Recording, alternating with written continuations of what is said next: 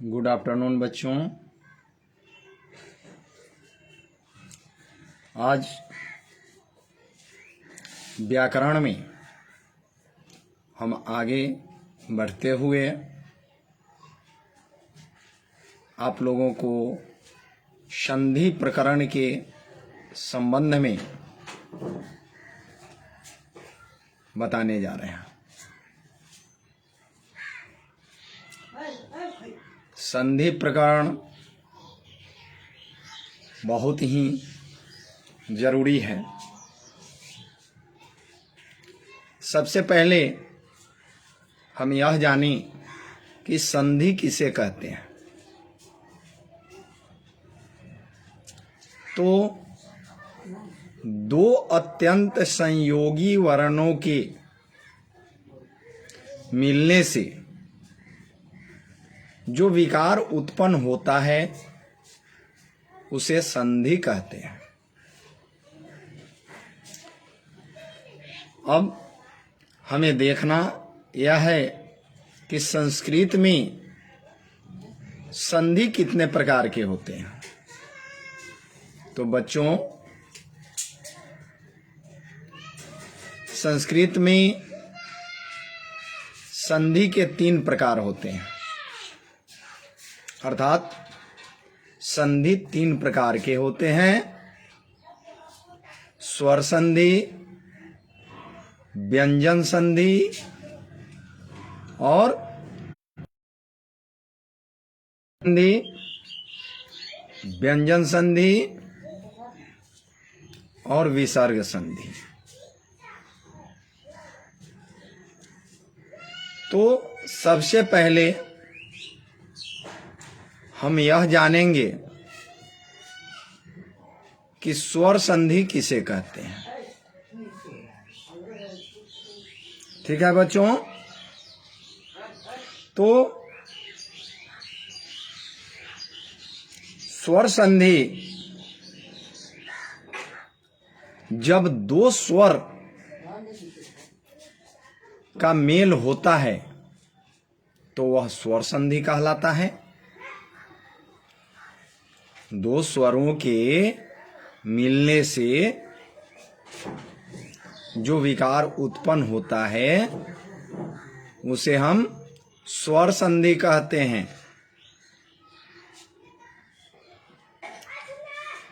स्वर संधि में अब हम देखते हैं कि क्या क्या है। तो अकः सवर्णे दीर्घः। ठीक है बच्चों। अर्थात दीर्घ संधि 2 समान स्वर जब एक साथ मिलते हैं, है ना, तो वह क्या बन जाते हैं? दीर्घ स्वर बन जाते हैं। 2 समान स्वर जब एक साथ मिलते हैं तो क्या बन जाते हैं?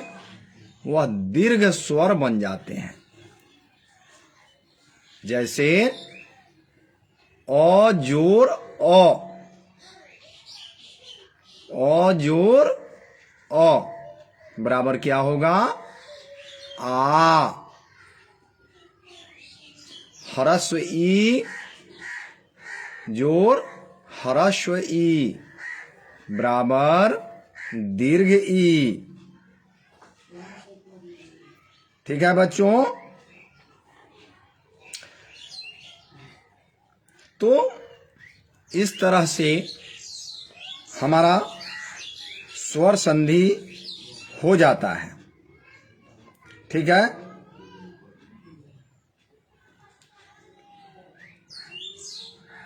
तो इसी तरह से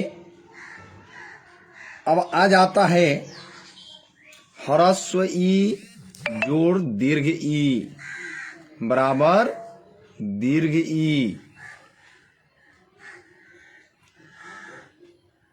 ठीक है बच्चों।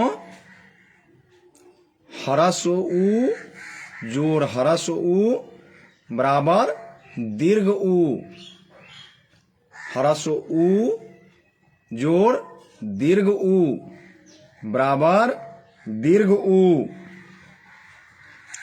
है ना। तो हमको संधि विच्छेद करना है नदीशः,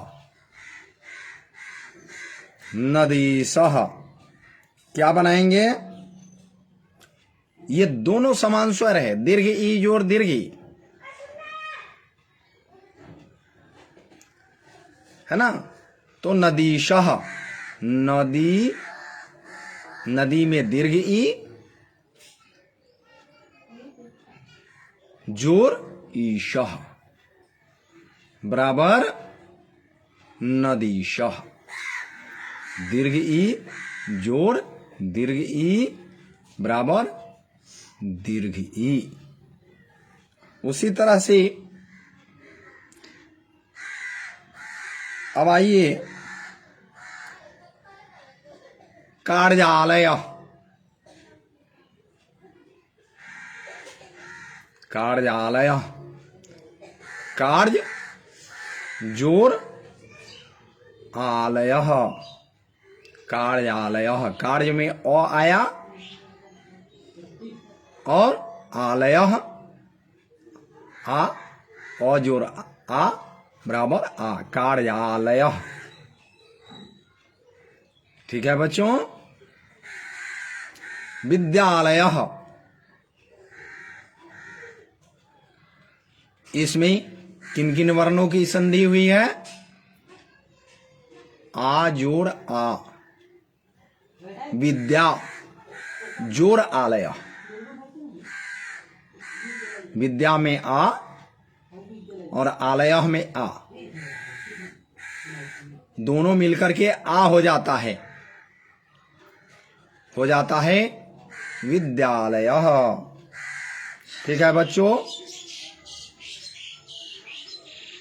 उसी तरह से महिषः, मही जोड़ ईशः, ई जोड़ ई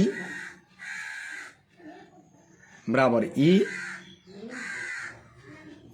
तथा जोड़ अस्तु, तथास्तु, तथा आ जोड़ अ का संधि हुआ। इस तरह से इसको हम कौन संधि कहेंगे? स्वर संधि कहेंगे। दो स्वरों के मिलने से जो शब्द बन जाते हैं वह कौन से शब्द संधि कहलाते हैं? स्वर संधि कहलाते हैं बच्चों। तो स्वर संधि के बारे में तो आप जान गए, अभी और कुछ जानना बाकी है।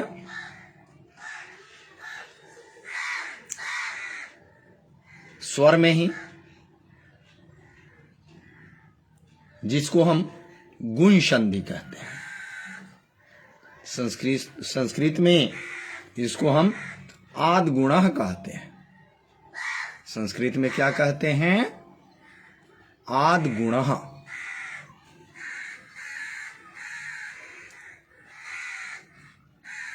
तो यहां यदि अ या आ के बाद अ या आ के बाद ह्रस्व ई या दीर्घ ई दोनों में से कोई भी रहे तो दोनों मिलकर क्या बन जाता है? ए बन जाता है बच्चों। अ या आ के बाद ह्रस्व ई या दीर्घ ई रहे तो दोनों मिलकर के क्या बन जाते हैं? ए बन जाते हैं। और यदि ओ या आ के बाद ओ या आ के बाद ह्रस्व उ या दीर्घ उ में से कोई भी रहे तो दोनों मिलकर के क्या बन जाता है? ओ बन जाता है। क्या बन जाता है? ओ बन जाता है। और यदि अ के बाद री आए तो दोनों मिलकर अर बन जाता है। उदाहरण के लिए देखें तो अ जोड़ ई बराबर ए, आ जोड़ ई बराबर ए, अ जोड़ उ बराबर ओ, अ जोड़ री बराबर अर। ठीक है। अब इसके लिए कुछ उदाहरण अब हम देखेंगे। ओके, तो जैसे हम अनुवाद बनाते हैं, परमेश्वर, परमेश्वर, तो परमेश्वर परम, म में क्या है बच्चों? ओ। म में क्या है? ओ। और ईश्वर में ई, तो ओ जोड़ ई मिल करके क्या बन गया? ए, परमेश्वर। परम में अ, ईश्वर में ई, दोनों मिलकर के क्या बना? ए, तो परमेश्वर। और ईश में ई, आ और ई मिल करके क्या बना? ए बन गया, तो महेश। स, महेश, महेश, देवेश, रमेश इत्यादि है। अब आइए अ जोड़ उ बराबर ओ, आ जोड़ उ बराबर ओ, तो हमको बनाना है महोदयः। महोदयः, महा, महा में क्या आया? आ, और उदयः, महाजोर उदयः, क्या बन गया? महोदयः। ओ बन गया ना? क्या बना? ओ बन गया, महोदयः है। सूर्योदयः, सूर्य जोर उदयः, सूर्य में क्या है? अ है, उदयः में उ है, तो अ और उ दोनों का जब मेल हुआ तो क्या बना? ओ बन गया। क्या बन गया बच्चों? ओ बन गया। क्या हो गया वो? महोदयः। उसी तरह से अब आइए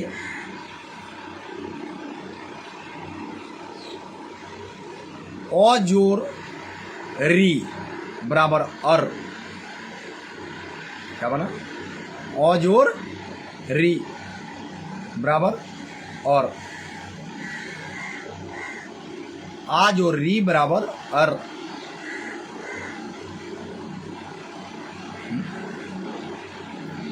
तो क्या बनाएंगे? महर्षि, देवर्षि, देव जोर ऋषि। देव में व में अ है और ऋषि में री है, तो अ और री क्या बना? अर बन गया, देवर्षि। और बना क्या बना? और बना देवर्षि, महर्षि। महा, महा में क्या है बच्चों? आ। महा में क्या है? आ। और इधर क्या है? ऋषि। तो री, आज और री बराबर अर, तो क्या बन गया? महर्षि इत्यादि। तो ये नियम है। इस नियम के अंतर्गत यदि हम बनाएंगे तो हमारा संधि विच्छेद कभी गलत नहीं होगा और हम समझ भी पाएंगे कि कौन संधि है, स्वर संधि है कि व्यंजन संधि है कि विसर्ग संधि है। इस चीज को भी समझ पाएंगे। हमारे सामने किसी भी प्रकार का संधि विच्छेद आएगा और वहां यदि हमको चुनना है कि यह कौन संधि है, तो बच्चों स्पष्ट हम चुन पाएंगे कि यह कौन संधि है, स्वर संधि है कि व्यंजन संधि है कि विसर्ग संधि है। अब हमको देखना है कि आगे बढ़ते हैं। अब है यन संधि। यन संधि में इसका संस्कृत होता है ईको यनचि। ईक स्थाने यन स्यादचि। ईक स्थाने यन स्यादचि। ईको यनचि है, तो उसको हम क्या कहते हैं? यन संधि। अब यन संधि का क्या नियम है? तो ह्रस्वी, ह्रस्व, ह्रस्वरी और लिरी, ह्रस्वी, ह्रस्व, ह्रस्वरी और लिरी के बाद अपने से कोई भिन्न स्वर है, रहे स्वर ही लेकिन भिन्न, अलग। ई के साथ ई नहीं, वो भी हो सकता है, ए भी हो सकता है, ऊ भी हो सकता है। अर्थात आप यानी सेम नहीं होना चाहिए, भिन्न स्वर, अलग स्वर आए। किसके बाद? ह्रस्वी, ह्रस्व, ह्रस्वरी और लिरी के बाद अपने से कोई भिन्न स्वर आए तो ह्रस्व ई का क्या बन जाता है? ह्रस्व ई का यो बन जाता है। ह्रस्व ई यो में बदल जाता है, अपने से भिन्न स्वर है। और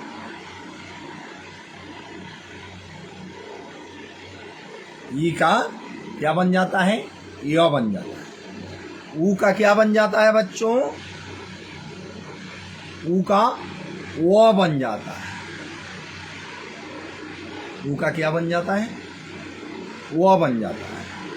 और री का रॉ बन जाता है तथा लरी का लॉ बन जाता है। जैसे मान लीजिए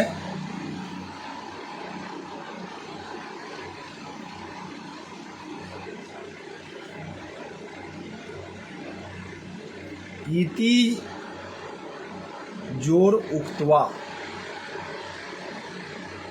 इति जोर उक्त्वा, इत्युक्त्वा, इति में ई है और बाद वाले में ऊ, अर्थात ऊ भिन्न स्वर आया, ई से भिन्न स्वर है वो, तो ई का क्या बन गया, य बन गया, इत्युक्त्वा, है ना। यदि जोर अपी, यदि में क्या है बच्चों, ई है,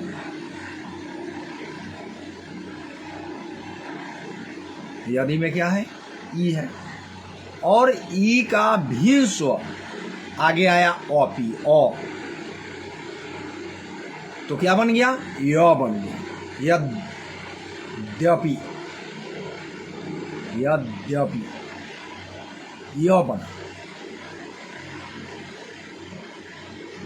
तो ह्रस्व ई के बाद अपने से कोई भिन्न स्वर आए तो क्या बन जाता है, य बन जाता है, ई का य हो जाता है।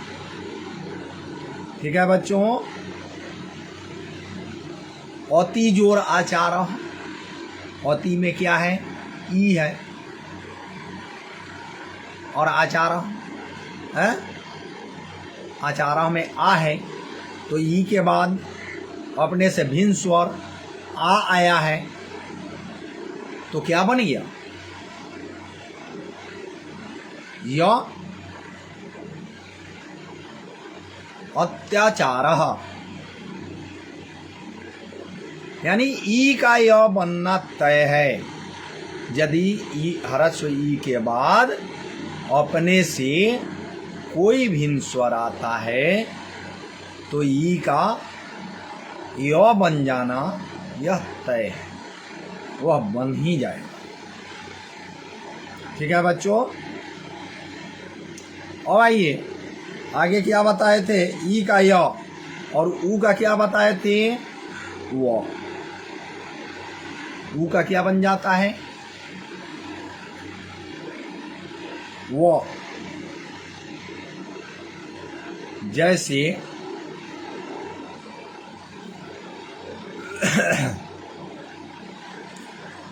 मान लीजिए मध्वरी,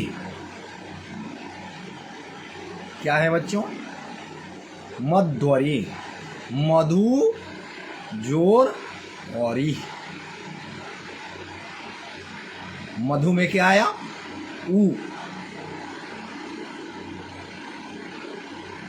और ऊ के बाद अपने से भिन्न स्वर आया है ओ और ई, ऊ से भिन्न स्वर है ओ, अलग स्वर है, तो ऊ क्या बन गया, वो बन गया, मध्वरी। ठीक है बच्चों। अब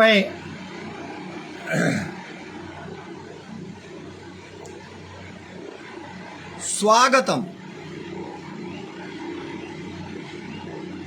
स्वागतम में सुजोर आगतम, सु में क्या है बच्चों, ऊ है, सु में क्या है, ऊ है, और आगतम में आ है, तो ऊ से भिन्न स्वर हुआ आ, ऊ का भिन्न स्वर हुआ आ,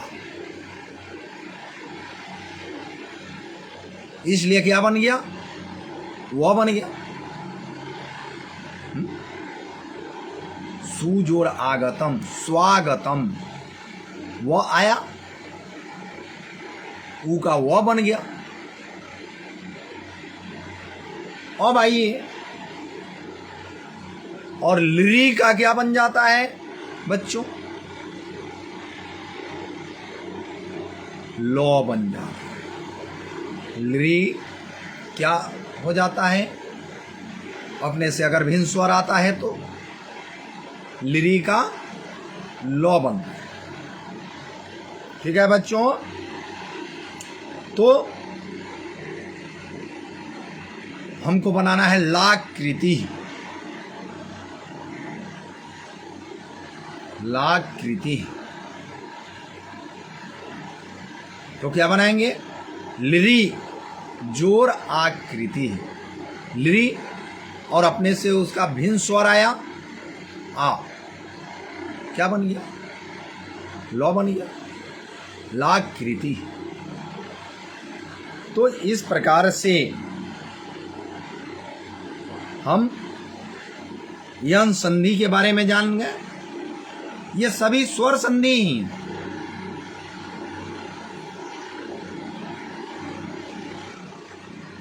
ये सभी क्या है? स्वर संधि। अब आगे हमको देखना है, स्वर संधि के अंतर्गत ही अभी चल रहे हैं बच्चों। अब है वृद्धि रेची। ठीक है, जिसको हम वृद्धि संधि कहते हैं। वृद्धि रेची, जिसको हम क्या कहते हैं? वृद्धि संधि कहते हैं। अब वृद्धि संधि में क्या है? यदि ओ या आ के बाद, किस चीज के बाद? ओ या आ के बाद ए या ऐ रहे तो दोनों मिलकर के क्या बन जाते हैं? ऐ। यदि ओ या आ के बाद ए या ऐ रहे तो दोनों मिलकर के क्या बन जाते हैं? ऐ बन जाते हैं। और यदि ओ या आ के बाद ओ या औ रहे तो दोनों मिलकर क्या बन जाते हैं? औ बन जाते हैं।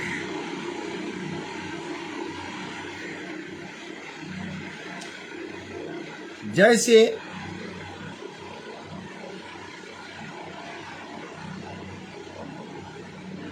एक जोर एकम। एक में क्या है बच्चों?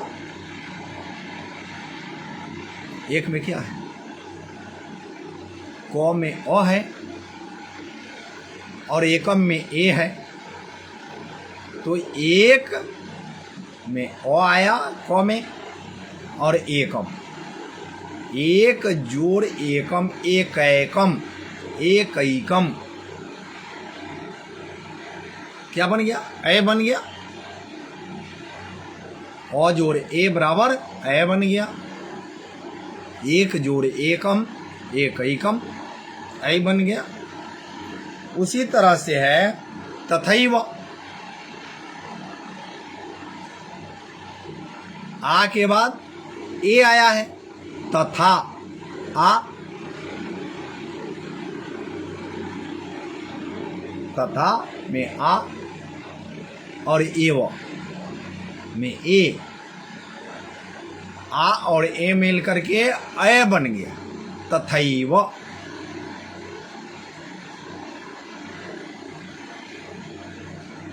ठीक है बच्चों। अब आइए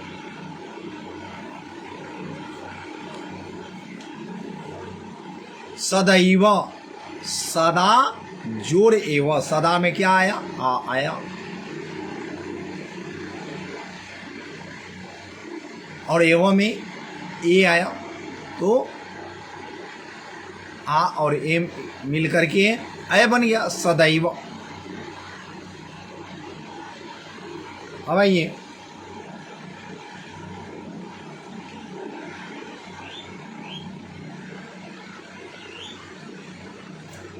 आइए गंगौघ। गंगा में आ आया, गंगा जोर ओघ बराबर गंगौघ। गंगा में क्या आया? आ आया और ओघ में ओ, तो औ बन गया गंगौघ। जल जोर ओघ। जल में अ आया और ओघ ओ आया। अ और ओ मिलकर के अ बन गया जलौघ। ठीक है बच्चों, और फिर अगले दिन मिलते हैं। तब तक के लिए नमस्कार बच्चों।